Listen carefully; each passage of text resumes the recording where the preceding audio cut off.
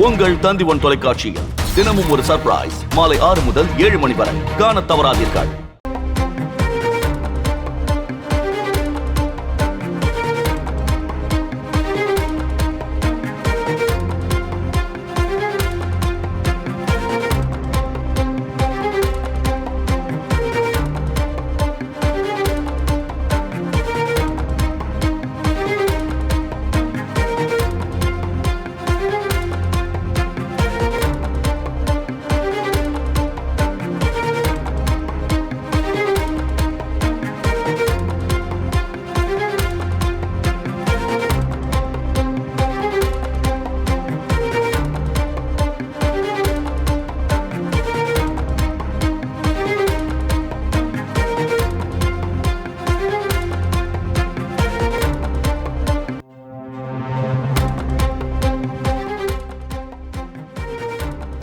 PM Sri திட்டத்தை சில மாநிலங்கள் ஏற்காமல் இருக்கின்றன. முதலில் தமிழ்நாடு ஏற்பதாக தெரிவித்தது, பிறகு தாமதிக்கிறது என ஆளுநர் பேசியிருக்கிறார். விவரங்களை செய்தியாளர் சங்கரனிடம் கேட்கலாம். சங்கர், அவர் பேச்சு தொடர்பான முழு விவரங்கள். சங்கரன் வணக்கம்.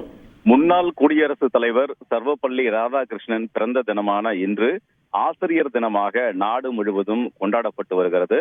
அந்த வகையில் ஆளுநர் மாளிகையில் ஆசிரியர் தின விழா தற்போது நடைபெற்று வருகிறது. பல ஆண்டுகளாக சிறப்பாக பணியாற்றிய ஆசிரியர்களை கௌரவிக்கக்கூடிய அந்த நிகழ்ச்சியில் ஆளுநர் பங்கேற்று தற்போது உரை நிகழ்த்தி வருகிறார். இந்த நிகழ்ச்சியில் ஆசிரியர்களுடைய பல்வேறு கேள்விகளுக்கு ஆளுநர் பதிலளித்தார். அப்போது PM ஸ்ரீ திட்டம் குறித்தும் தேசிய கல்விக் கொள்கை சில மாநிலங்களில் சரியாக செயல்படுத்தாதது குறித்தும் ஆசிரியர்கள் கேள்வி எழுப்பினர். அதற்கு ஆளுநர் பதிலளிக்கும் போது பல்வேறு கருத்துக்களை தெரிவித்திருக்கிறார். தேசிய கல்விக் கொள்கைக்கு மாற்று கிடையாது, அதுதான் சிறந்தது. அந்த கொள்கையை மத்திய அரசு வகுக்கவில்லை. பல்வேறு துறைகளைச் சேர்ந்த நிபுணர்களை கொண்ட குழுதான் தேசிய கல்விக் கொள்கையை உருவாக்கியது. வருங்கால இந்தியாவை மனதில் கொண்டு அந்த கல்விக் கொள்கை வகுக்கப்பட்டிருக்கிறது.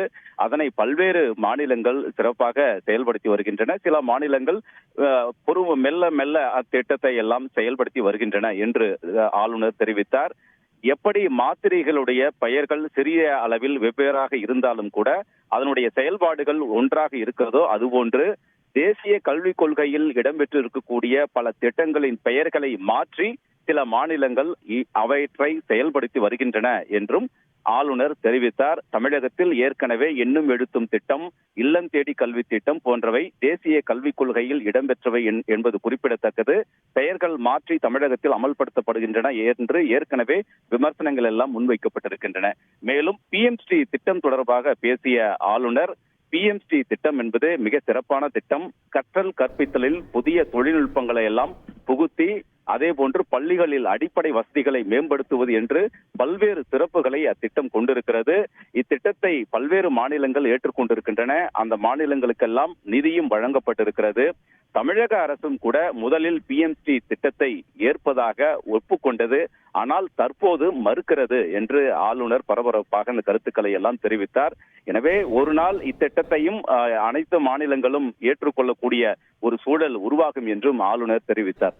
உங்கள் தந்தி1 தொலைக்காட்சியில் தினமும் ஒரு சர்ப்ரைஸ் மாலை 6 முதல் 7 மணி வரை காணத் தவறாதீர்கள்.